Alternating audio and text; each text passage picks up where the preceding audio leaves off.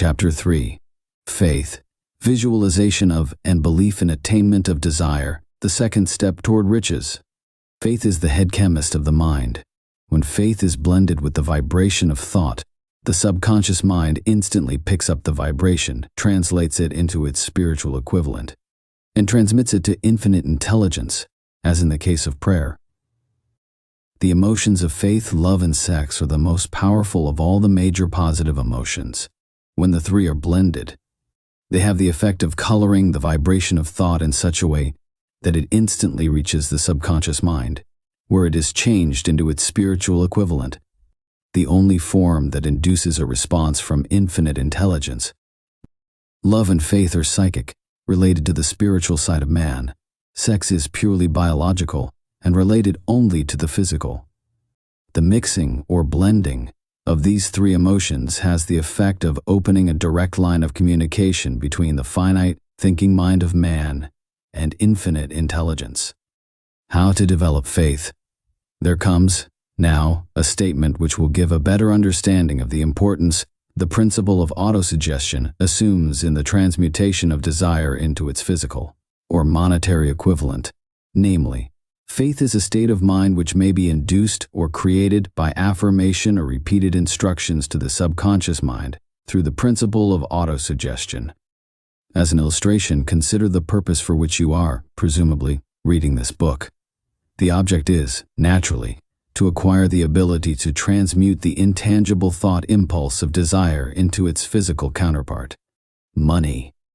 By following the instructions laid down in the chapters on autosuggestion and the subconscious mind, as summarized in the chapter on autosuggestion, you may convince the subconscious mind that you believe you will receive that for which you ask, and it will act upon that belief, which your subconscious mind passes back to you in the form of faith, followed by definite plans for procuring that which you desire. The method by which one develops faith where it does not already exist is extremely difficult to describe, almost as difficult, in fact, as it would be to describe the color of red to a blind man who has never seen color, and has nothing with which to compare what you describe to him. Faith is a state of mind which you may develop at will after you have mastered the 13 principles, because it is a state of mind which develops voluntarily through application and use of these principles. Repetition of affirmation of orders to your subconscious mind is the only known method of voluntary development of the emotion of faith. Perhaps the meaning may be made clearer through the following explanation as to the way men sometimes become criminals. Stated in the words of a famous criminologist, when men first come into contact with crime, they abhor it. If they remain in contact with crime for a time, they become accustomed to it and endure it. If they remain in contact with it long enough, they finally embrace it and become influenced by it. This is the equivalent of saying that any impulse of thought which is repeatedly passed on to the subconscious mind is, finally, accepted and acted upon by the subconscious mind, which proceeds to translate that impulse into its physical equivalent by the most practical procedure available.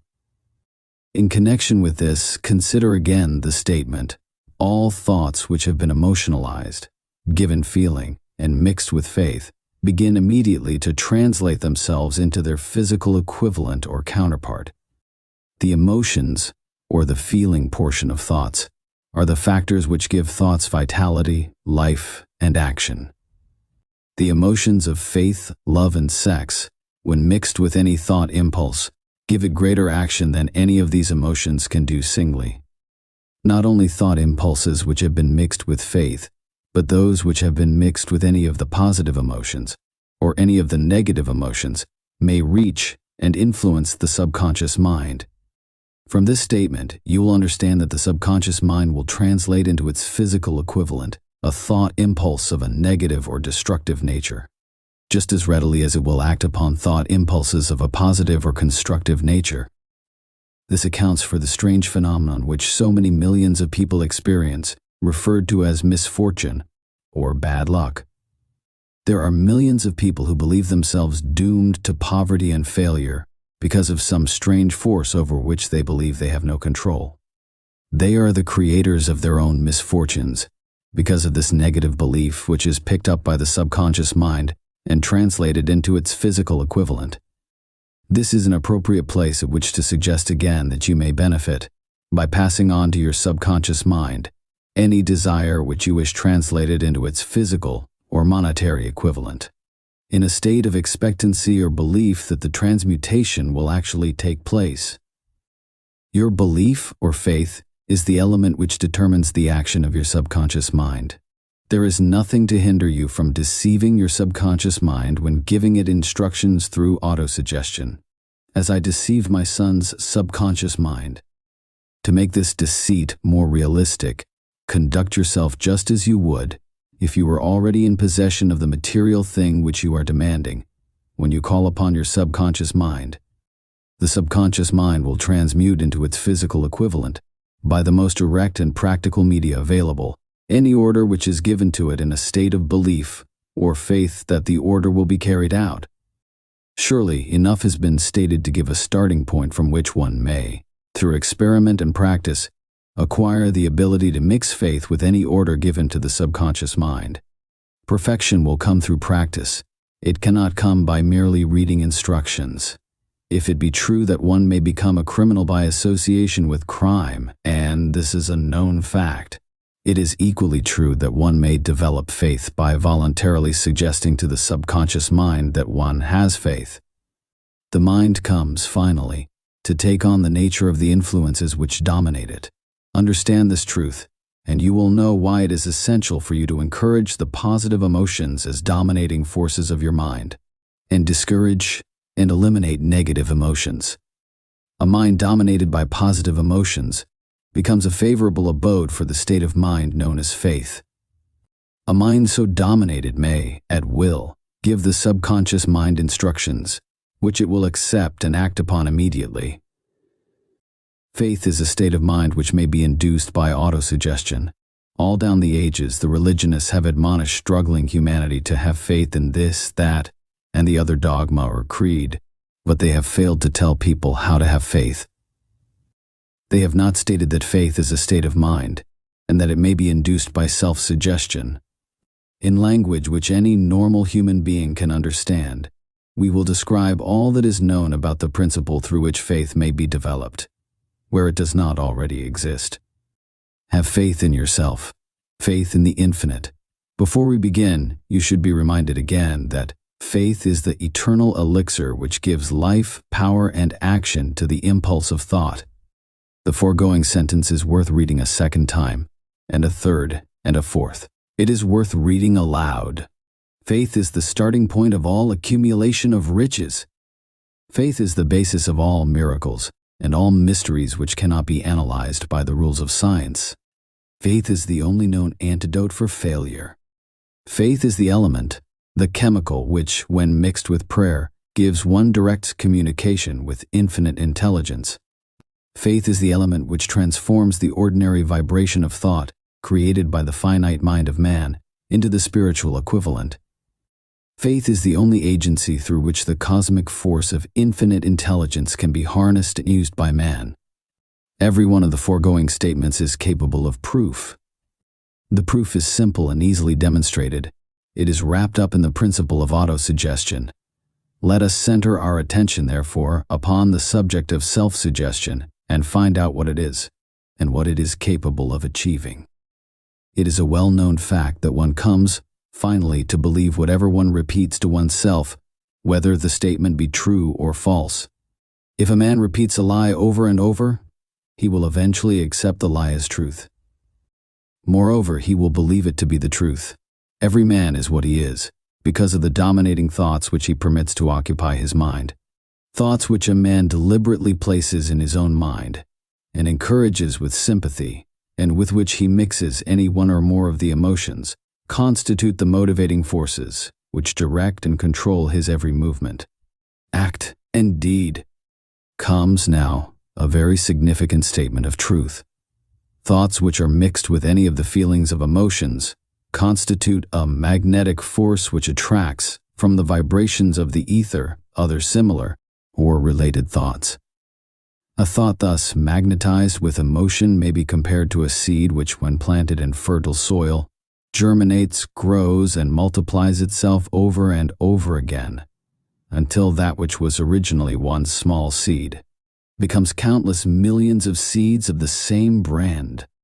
The ether is a great cosmic mass of eternal forces of vibration. It is made up of both destructive vibrations and constructive vibrations. It carries at all times vibrations of fear, poverty, disease, failure, misery, and vibrations of prosperity, health, success, and happiness, just as surely as it carries the sound of hundreds of orchestrations of music and hundreds of human voices, all of which maintain their own individuality and means of identification through the medium of radio. From the great storehouse of the ether, the human mind is constantly attracting vibrations which harmonize with that which dominates the human mind. Any thought, idea, plan, or purpose which one holds in one's mind attracts, from the vibrations of the ether, a host of its relatives, adds these relatives to its own force, and grows until it becomes the dominating, motivating master of the individual in whose mind it has been housed. Now, let us go back to the starting point and become informed as to how the original seed of an idea, plan, or purpose may be planted in the mind. The information is easily conveyed. Any idea, plan, or purpose may be placed in the mind through repetition of thought. This is why you are asked to write out a statement of your major purpose, or definite chief aim, commit it to memory, and repeat it, in audible words, day after day, until these vibrations of sound have reached your subconscious mind. We are what we are, because of the vibrations of thought which we pick up and register through the stimuli of our daily environment. Resolve to throw off the influences of any unfortunate environment and to build your own life to order. Taking inventory of mental assets and liabilities, you will discover that your greatest weakness is lack of self-confidence. This handicap can be surmounted and timidity translated into courage through the aid of the principle of autosuggestion. The application of this principle may be made through a simple arrangement of positive thought impulses stated in writing, memorized, and repeated, until they become a part of the working equipment of the subconscious faculty of your mind. Self-confidence formula. First, I know that I have the ability to achieve the object of my definite purpose in life, therefore, I demand of myself persistent, continuous action toward its attainment, and I here and now promise to render such action. Second, I realize the dominating thoughts of my mind will eventually reproduce themselves in outward, physical action and gradually transform themselves into physical reality. Therefore, I will concentrate my thoughts for 30 minutes daily upon the task of thinking of the person I intend to become, thereby creating in my mind a clear mental picture of that person. Third, I know through the principle of autosuggestion, any desire that I persistently hold in my mind will eventually seek expression through some practical means of attaining the object back of it. Therefore, I will devote 10 minutes daily to demanding of myself the development of self-confidence. Fourth, I have clearly written down a description of my definite chief aim in life, and I will never stop trying until I shall have developed sufficient self-confidence for its attainment. Fifth, I fully realize that no wealth or position can long endure unless built upon truth and justice. Therefore, I will engage in no transaction which does not benefit all whom it affects. I will succeed by attracting to myself the forces I wish to use and the cooperation of other people. I will induce others to serve me because of my willingness to serve others. I will eliminate hatred, envy, jealousy, selfishness, and cynicism by developing love for all humanity, because I know that a negative attitude toward others can never bring me success. I will cause others to believe in me, because I will believe in them and in myself. I will sign my name to this formula, commit it to memory, and repeat it aloud once a day, with full faith that it will gradually influence my thoughts and actions so that I will become a self-reliant and successful person. Back of this formula is a law of nature which no man has yet been able to explain. It has baffled the scientists of all ages. The psychologists have named this law autosuggestion, and let it go at that. The name by which one calls this law is of little importance. The important fact about it is, it works for the glory and success of mankind if it is used constructively. On the other hand, if used destructively, it will destroy just as readily. In this statement may be found a very significant truth, namely, that those who go down in defeat and end their lives in poverty, misery, and distress do so because of negative application of the principle of autosuggestion. The cause may be found in the fact that all impulses of thought have a tendency to clothe themselves in their physical equivalent. The subconscious mind, the chemical laboratory in which all thought impulses are combined and made ready for translation into physical reality, makes no distinction between constructive and destructive thought impulses. It works with the material we feed it. Through our thought impulses, the subconscious mind will translate into reality a thought driven by fear just readily as it will translate into reality a thought driven by courage or faith. The pages of medical history are rich with illustrations of cases of suggestive suicide. A man may commit suicide through negative suggestion just as effectively as by any other means. In a Midwestern city, a man by the name of Joseph Grant, a bank official, borrowed a large sum of the bank's money without the consent of the directors. He lost the money through gambling. One afternoon, the bank examiner came and began to check the accounts. Grant left the bank, took a room in a local hotel, and when they found him, 3 days later, he was lying in bed, wailing and moaning, repeating over and over these words, "My God, this will kill me. I cannot stand the disgrace." In a short time he was dead. The doctors pronounced the case one of mental suicide, just as electricity will turn the wheels of industry and render useful service if used constructively, or snuff out life if wrongly used. So will the law of autosuggestion lead you to peace and prosperity, or down into the valley of misery, failure, and death, according to your degree of understanding and application of it. If you fill your mind with fear, doubt, and unbelief in your ability to connect with and use the forces of infinite intelligence, the law of auto-suggestion will take this spirit of unbelief and use it as a pattern by which your subconscious mind will translate it into its physical equivalent. This statement is as true as the statement that 2 and 2 are 4. Like the wind which carries one ship east and another west, the law of autosuggestion will lift you up or pull you down, according to the way you set your sails of thought. The law of autosuggestion, through which any person may rise to altitudes of achievement which stagger the imagination, is well described in the following verse. If you think you are beaten, you are. If you think you dare not, you don't. If you like to win, but you think you can't, it is almost certain you won't. If you think you'll lose, you're lost. For out of the world we find success begins with a fellow's will. It's all in the state of mind. If you think you are outclassed, you are. You've got to think high to rise. You've got to be sure of yourself before you can ever win a prize. Life's battles don't always go to the stronger or faster man, but soon or late the man who wins is the man who thinks he can. Observe the words which have been emphasized, and you will catch the deep meaning which the poet had in mind.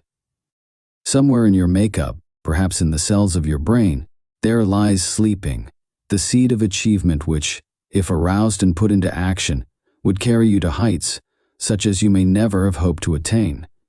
Just as a master musician may cause the most beautiful strains of music to pour forth from the strings of a violin, so may you arouse the genius which lies asleep in your brain, and cause it to drive you upward to whatever goal you may wish to achieve. Abraham Lincoln was a failure at everything he tried, until he was well past the age of 40.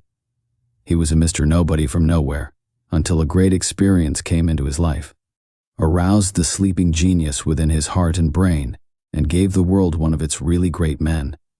That experience was mixed with the emotions of sorrow and love. It came to him through Anne Rutledge, the only woman whom he ever truly loved. It is a known fact that the emotion of love is closely akin to the state of mind known as faith, and this for the reason that love comes very near to translating one's thought impulses into their spiritual equivalent. During his work of research, the author discovered, from the analysis of the life work and achievements of hundreds of men of outstanding accomplishment, that there was the influence of a woman's love back of nearly every one of them. The emotion of love in the human heart and brain creates a favorable field of magnetic attraction, which causes an influx of the higher and finer vibrations which are afloat in the ether. If you wish evidence of the power of faith, study the achievements of men and women who have employed it. At the head of the list comes the Nazarene. Christianity is the greatest single force which influences the minds of men. The basis of Christianity is faith, no matter how many people may have perverted or misinterpreted the meaning of this great force, and no matter how many dogmas and creeds have been created in its name, which do not reflect its tenets.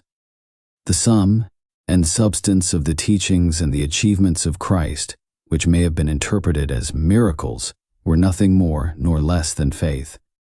If there are any such phenomena as miracles, they are produced only through the state of mind known as faith. Some teachers of religion, and many who call themselves Christians, neither understand nor practice faith. Let us consider the power of faith as it is now being demonstrated by a man who is well known to all of civilization, Mahatma Gandhi of India. In this man, the world has one of the most astounding examples known to civilization of the possibilities of faith. Gandhi wields more potential power than any man living at this time, and this, despite the fact that he has none of the orthodox tools of power, such as money, battleships, soldiers, and materials of warfare. Gandhi has no money, he has no home, he does not own a suit of clothes, but he does have power. How does he come by that power? He created it out of his understanding of the principle of faith, and through his ability to transplant that faith into the minds of 200 million people. Gandhi has accomplished, through the influence of faith, that which the strongest military power on earth could not, and never will accomplish through soldiers and military equipment. He has accomplished the astounding feat of influencing 200 million minds to coalesce and move in unison as a single mind. What other force on earth except faith could do as much? There will come a day when employees as well as employers will discover the possibilities of faith. That day is dawning. The whole world has had ample opportunity during the recent business depression to witness what the lack of faith will do to business. Surely civilization has produced a sufficient number of intelligent human beings to make use of this great lesson which the depression has taught the world. During this depression, the world had evidence in abundance that widespread fear will paralyze the wheels of industry and business. Out of this experience will arise leaders in business and industry who will profit by the example which Gandhi has set for the world. And they will apply to business the same tactics which he has used in building the greatest following known in the history of the world. These leaders will come from the rank and file of the unknown men, who now labor in the steel plants, the coal mines, the automobile factories, and in the small towns and cities of America. Business is due for a reform. Make no mistake about this. The methods of the past, based upon economic combinations of force and fear, will be supplanted by the better principles of faith and cooperation. Men who labor will receive more than daily wages. They will receive dividends from the business, the same as those who supply the capital for business. But first they must give more to their employers and stop this bickering and bargaining by force at the expense of the public. They must earn the right to dividends. Moreover, and this is the most important thing of all, they will be led by leaders who will understand and apply the principles employed by Mahatma Gandhi. Only in this way may leaders get from their followers the spirit of full cooperation which constitutes power in its highest and most enduring form.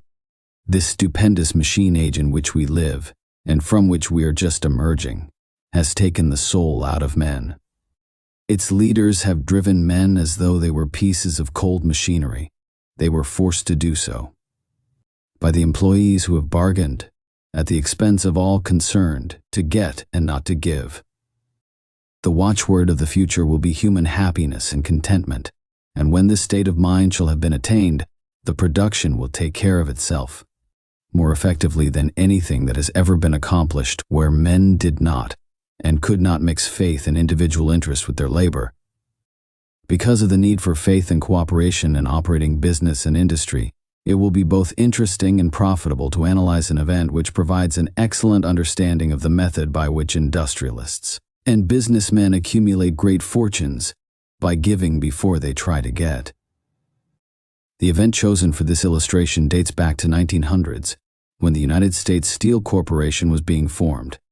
As you read the story, keep in mind these fundamental facts and you will understand how ideas have been converted into huge fortunes. First, the huge United States Steel Corporation was born in the mind of Charles M. Schwab, in the form of an idea he created through his imagination.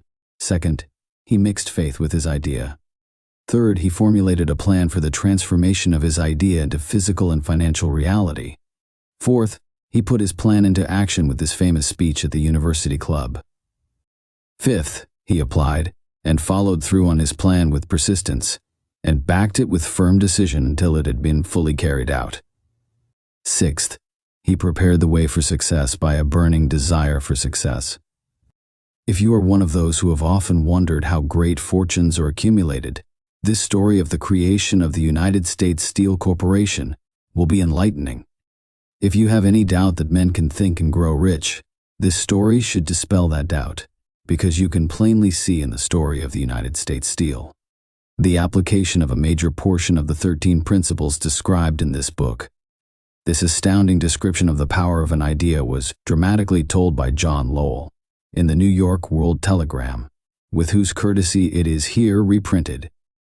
A pretty after-dinner speech for $1 billion, when, on the evening of December 12, 1900s, some 80% of the nation's financial nobility gathered in the banquet hall of the University Club on Fifth Avenue to do honor to a young man from out of the West. Not half a dozen of the guests realized they were to witness the most significant episode in American industrial history. J. Edward Simmons and Charles Stewart Smith, their hearts full of gratitude for the lavish hospitality bestowed on them by Charles M. Schwab during a recent visit to Pittsburgh, had arranged the dinner to introduce the 38-year-old steel man to Eastern banking society. But they didn't expect him to stampede the convention. They warned him, in fact, that the bosoms within New York's stuffed shirts would not be responsive to oratory, and that, if he didn't want to bore the Stillmans and Harrimans and Vanderbilts, he had better limit himself to 15 or 20 minutes of polite vaporings and let it go at that. Even John Pierpont Morgan, sitting on the right hand of Schwab as became his imperial dignity, intended to grace the banquet table with his presence only briefly. And so far as the press and public were concerned, the whole affair was of so little moment that no mention of it found its way into print the next day. So the two hosts and their distinguished guests ate their way through the usual 7 or 8 courses. There was little conversation, and what there was of it was restrained. Few of the bankers and brokers had met Schwab, whose career had flowered along the banks of the Monongahela, and none knew him well. But before the evening was over, they, and with them Money Master Morgan, were to be swept off their feet, and $1 billion baby, the United States Steel Corporation, was to be conceived.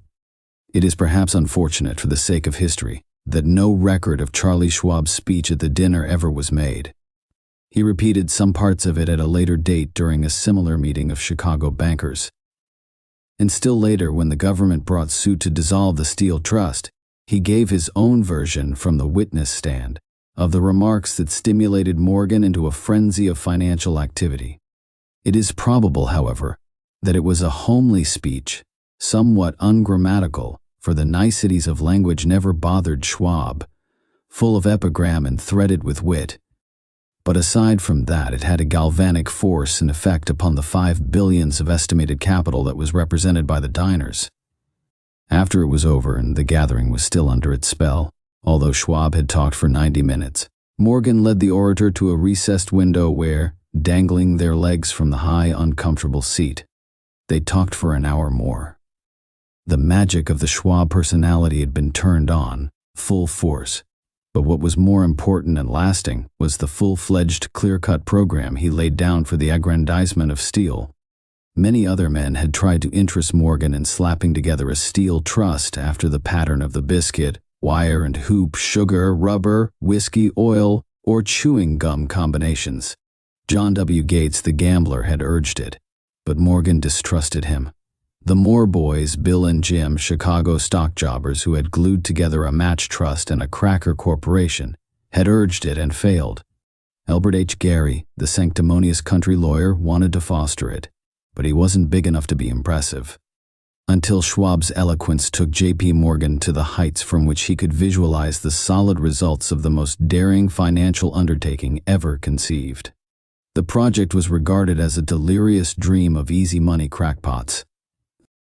Financial magnetism that began, a generation ago, to attract thousands of small and sometimes inefficiently managed companies into large and competition-crushing combinations, had become operative in the steel world through the devices of that jovial business pirate, John W. Gates. Gates already had formed the American Steel and Wire Company out of a chain of small concerns, and together with Morgan, had created the Federal Steel Company. The National Tube and American Bridge Companies were two more Morgan concerns, and the Moore brothers had forsaken the match and cookie business to form the American Group Tin Plate, Steel Hoop, Sheet Steel, and the National Steel Company. But by the side of Andrew Carnegie's gigantic vertical trust, a trust owned and operated by 53 partners, those other combinations were picayune. They might combine to their heart's content, but the whole lot of them couldn't make a dent in the Carnegie organization, and Morgan knew it. The eccentric old Scot knew it too. From the magnificent heights of Skibo Castle he had viewed, first with amusement and then with resentment, the attempts of Morgan's smaller companies to cut into his business. When the attempts became too bold, Carnegie's temper was translated into anger and retaliation. He decided to duplicate every mill owned by his rivals. Hitherto he hadn't been interested in wire, pipe, hoops, or sheet. Instead, he was content to sell such companies the raw steel and let them work it into whatever shape they wanted. Now, with Schwab as his chief and able lieutenant, he planned to drive his enemies to the wall. So it was that in the speech of Charles M. Schwab, Morgan saw the answer to his problem of combination. A trust without Carnegie, giant of them all, would be no trust at all. A plum pudding, as one writer said, without the plums. Schwab's speech on the night of December 12, 1900s, undoubtedly carried the inference, though not the pledge, that the vast Carnegie enterprise could be brought under the Morgan tent.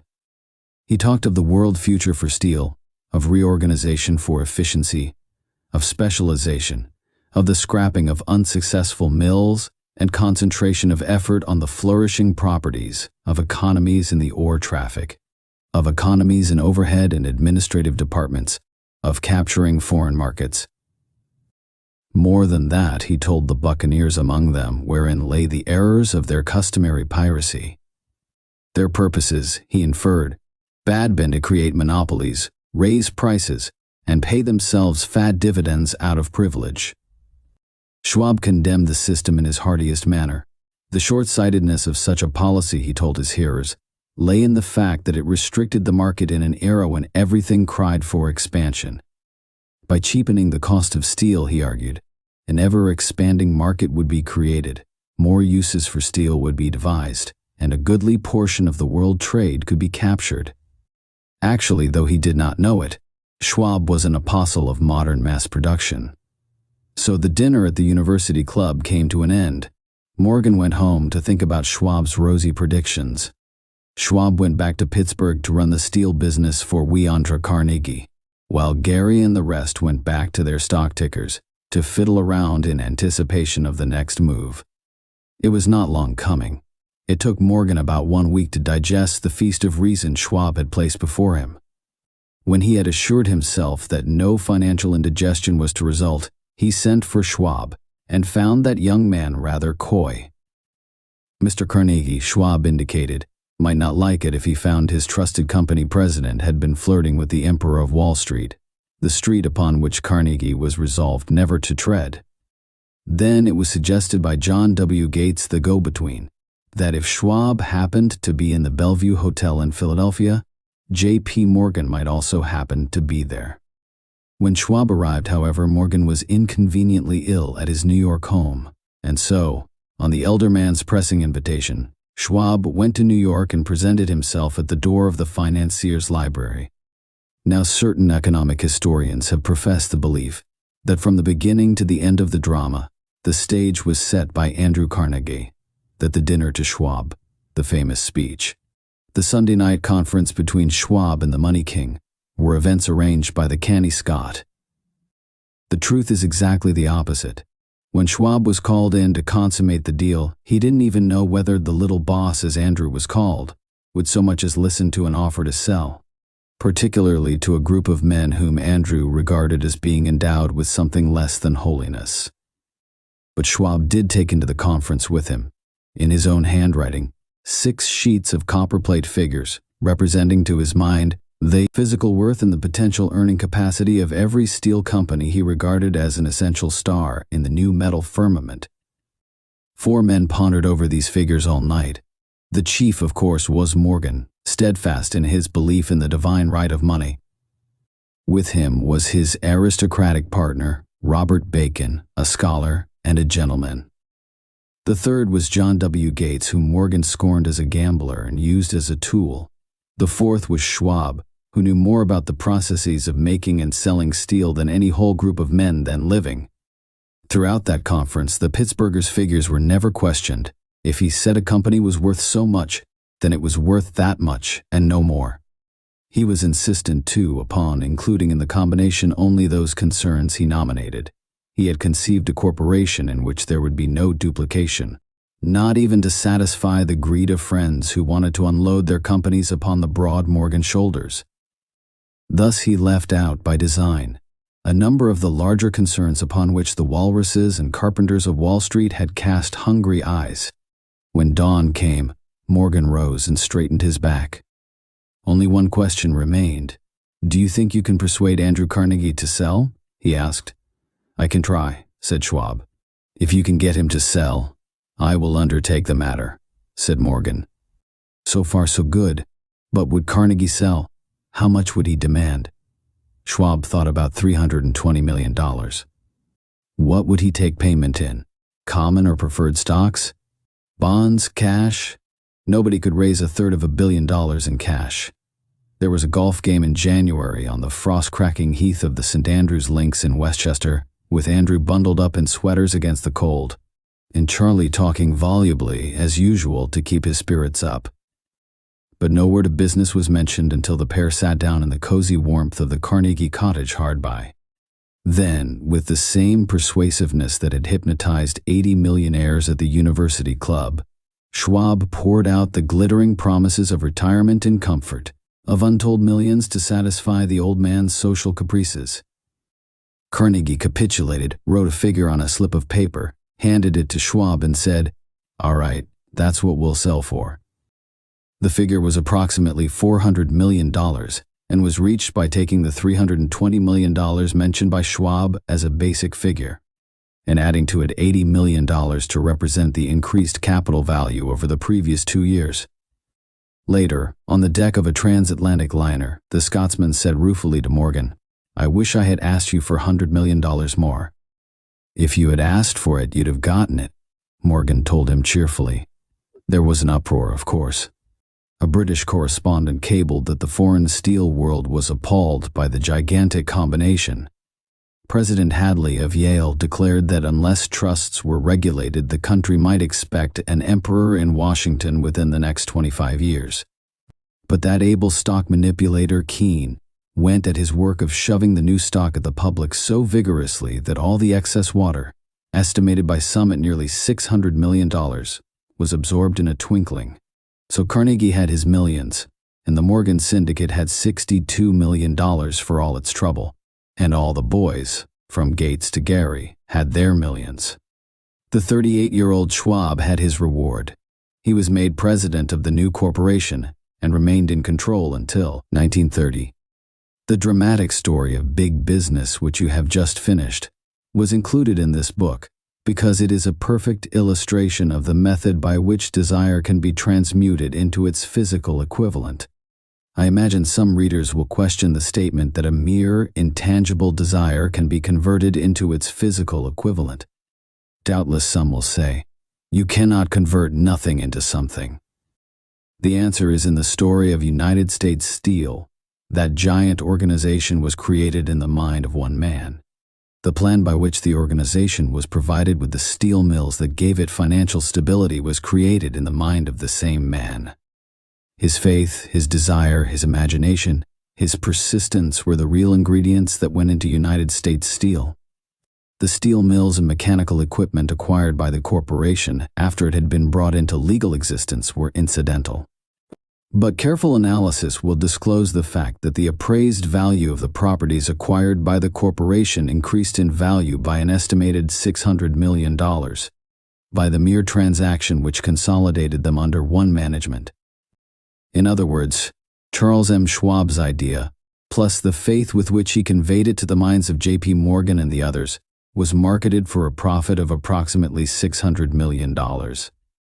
Not an insignificant sum for a single idea. What happened to some of the men who took their share of the millions of dollars of profit made by this transaction is a matter with which we are not now concerned. The important feature of the astounding achievement is that it serves as unquestionable evidence of the soundness of the philosophy described in this book, because this philosophy was the warp and the woof of the entire transaction. Moreover, the practicability of the philosophy has been established by the fact that the United States Steel Corporation prospered and became one of the richest and most powerful corporations in America, employing thousands of people, developing new uses for steel, and opening new markets, thus proving that the $600 million in profit which the Schwab idea produced was earned. Riches begin in the form of thought. The amount is limited only by the person in whose mind the thought is put into motion. Faith removes limitations. Remember this when you are ready to bargain with life for whatever it is that you ask as your price for having passed this way. Remember also that the man who created the United States Steel Corporation was practically unknown at the time. He was merely Andrew Carnegie's Man Friday until he gave birth to his famous idea. After that, he quickly rose to a position of power, fame, and riches.